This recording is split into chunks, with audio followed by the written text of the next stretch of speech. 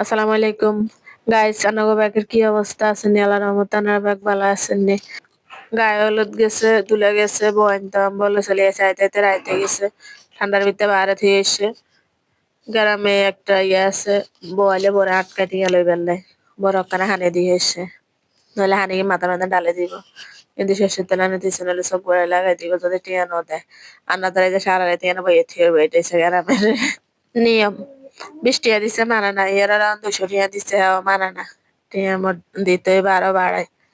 500 টাকা দিছে, 500 টাকা দিছে, তখন মানছে মানে টানি হানি টানিলে চলে যাব। চলে গেছে, বলে ঘরে চলে গেছে। তাহার দিন দিন এসে খানা টানা দেয়, আমরা খানা টানা খাইতাম আইছি। এনে দিছে ভাদ্দা মাছ দিছে, সালাদ দিছে, ভর্তা দিছে।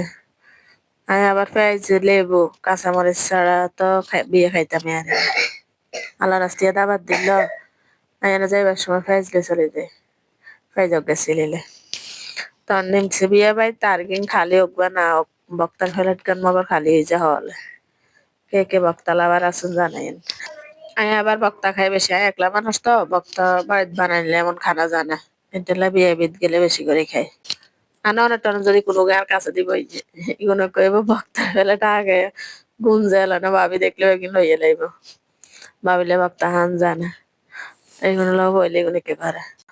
আবার যাত্রার বাইরে বক্তা খাই না, আই আগাদি চাই বক্তা বানাইলে যে বক্তা বানার পরিবেশ চাই আই আর দিছিনি হাডা দিছিনি কিয়া দি বাড়ে কেকাম বাড়ে কোনে আদ এখানে আগাদি বালা করে চাই তো ইয়ারা বক্তা খায়।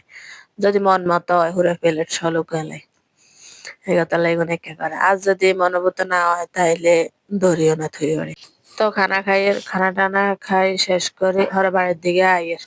আজ বড় বাপের বাড়ির তো আইসে না লোকেরা, তো আজ কলা আনছে আর দুধ আনছে, মিষ্টি আনছে, আঙ্গারে একান্তন্ত কত কত দিছে।